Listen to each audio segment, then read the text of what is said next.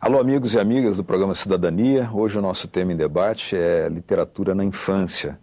Mas nós não vamos falar aqui de estilo, nem de mercado, nem de problemas editoriais. Nós vamos falar da possibilidade de sensibilização de um bebê, de um infante, portanto, ainda em fase que normalmente se acredita que ele não possa ser sensibilizado.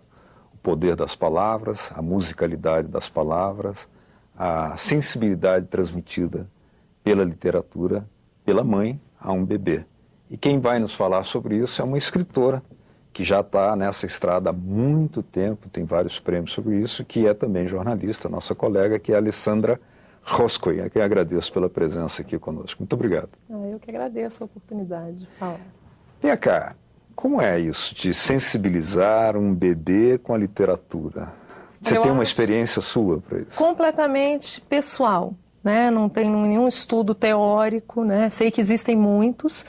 E eu tive 3 filhos, desde os primeiros, dos mais velhos, na correria do dia a dia de um jornalista que trabalha de madrugada, tem horário.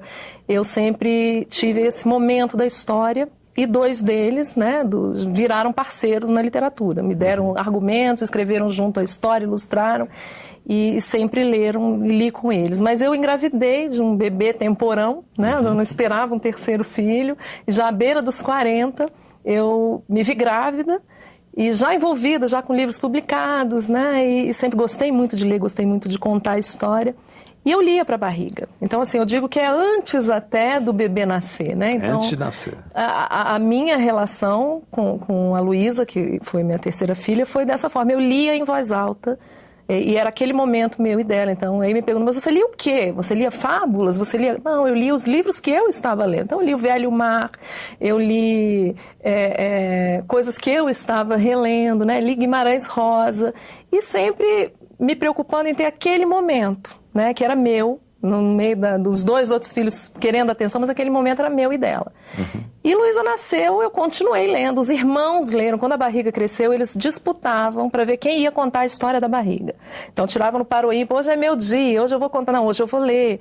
E a Luísa não tem nem 2 anos, vai fazer 2 anos no final do mês, ela tem uma relação com o livro que é diferente, ela faz as leituras da maneira dela. Então ela bota o dedinho no texto, que ela não reconhece, ela não decifra o código, mas ela coloca o dedinho ali e pede para que a gente leia, porque ela sabe que ali tem uma história, né, diferente da história que ela vê, né, que ela sente, que ela toca. Então, Alessandra, você está convidada a fazer uma exposição, né, uma palestra aqui na Semana de Valorização da Primeira Infância e de Cultura de Paz do Senado Federal, e você vai falar exatamente sobre esse tema, né?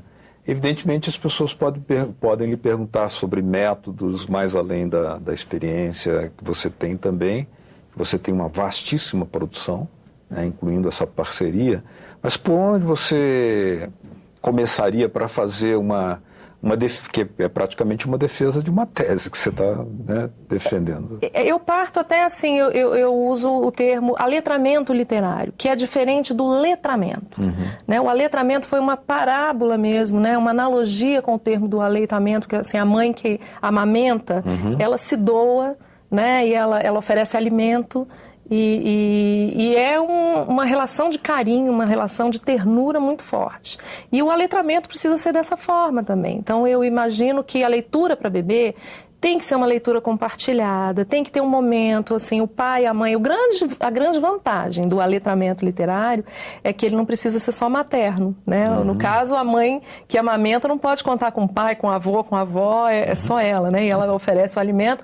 O aletramento, ele pode ser paterno, ele pode ser fraterno, ele pode ser dos cuidadores, dos avós, de quem quiser se doar, né? E ele oferece o quê? Alimento para a imaginação. Agora, nós temos conhecimento, são vastas já experiências e referências e até mesmo organizadas, né, na medicina, na pediatria também, sobre a importância da música para o bebê antes de nascer. Há um livro, inclusive, chamado A Vida Secreta do Bebê Antes de Nascer, que conta a história de um pianista que diz que teria aprendido praticamente a sua relação com o piano ainda na barriga da mãe, que a mãe era uma pianista, né?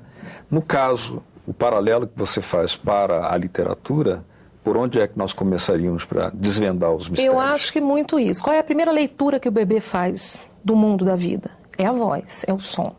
Né? Então todo mundo fala, ele reconhece o mundo pela boca. Não. Primeiramente ele reconhece o mundo pelo que ele ouve. Então, assim, ele ouvia, todo mundo fala, fale, converse com a barriga, né? Acaricie a barriga. E ele reconhece, então, a primeira leitura é a voz da mãe. Então, a mãe que acalanta um filho, quantas vezes, isso já é provado na medicina, né? A ciência, um bebê que está chorando, quando a mãe pega e começa a falar e começa a cantar, ele se acalma. Então, com a literatura é da mesma forma. Eu acho que ela vai entender que o livro traz um prazer, né? Que a leitura, mesmo que ela não faça aquela leitura, decifrando o código, aquilo é um momento de carinho e começa como? Pelo som. É o som da voz. Por que ler em voz alta? Né? E por que fazer as suas histórias? Depois trazer... Então, assim, outra técnica muito recorrente. Você conta a história e traz para alguma coisa que o bebê reconheça. Então, ela reconhece, ela chama... Ela tem um jeito de chamar a borboleta. E ela chama a borboleta daquela forma. Você usa aquilo enquanto você está contando uma história que tem uma borboleta.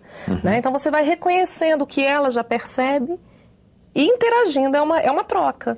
Né? Eu hoje percebo que a Luísa faz essas leituras, ela pede, ela senta, ela fez a primeira mediação de leitura, com menos de 1 ano e meio, ela sentou no berço, pegou um livrinho desse tamanhozinho e começou a ler para os bichinhos. E ela lia,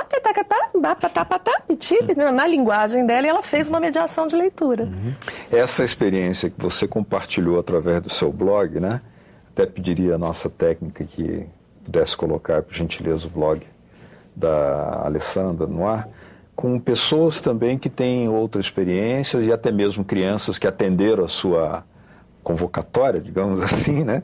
E essa é uma relação interessante. Qual é a experiência que você colheu aí da... Eu sou uma pessoa muito limitada tecnologicamente, né? Então, assim, eu uso o celular para atender e desligar, e o blog foi um desafio. E nesse momento em que se discute, gente, o livro vai acabar porque tem o livro digital, eu acho que as tecnologias só têm a ajudar, apesar de eu ter muita dificuldade. Eu lancei um concurso no blog. O blog eu não percebia que era um blog lido demais por crianças, e era um concurso em homenagem a uma escritora, Tatiana Belink, e um concurso de limericks, que são poemas de 5 versos que ela popularizou no Brasil, e de desenhos de bruxa, que é um personagem que ela adora. E me chegaram desenhos do Congo, de uma aldeia indígena, poemas de todos os cantos, né, de Portugal. E de criança ou de adulto? De criança e de adulto. Eu tive que criar categorias, estabelecer um júri para julgar os trabalhos. Criou uma burocracia. Né? E aí eu falei, olha a força que tem. Então hoje eu acho que a gente pode usar também a internet nesse processo todo. Né? E de colocar a literatura, oferecer a literatura de todas as maneiras possíveis. Né? Então tem um outro projeto chamado Experimente a Palavra, em que a gente experimenta a palavra de todas as formas. Cantada, falada, lida, ouvida, calada. Né? Então, assim, a ideia é essa. Calada também? Calada também é o silêncio é uma forma de dizer as coisas. Né? E a música, assim, o ritmo, meus textos são muito... são textos em verso, e eu acho que ele cria uma musicalidade. Eu acabei virando compositora, não sou música, mas compus músicas para as histórias, e alguns livros já estão saindo com as músicas gravadas. E nas escolas que eu visito, as pessoas falam, nossa, é incrível como a criança chega ao livro pela música. Né? Principalmente as menores, elas cantam a música, elas sabem que aquela música faz parte da história, elas querem o livro, elas pedem para contar, e elas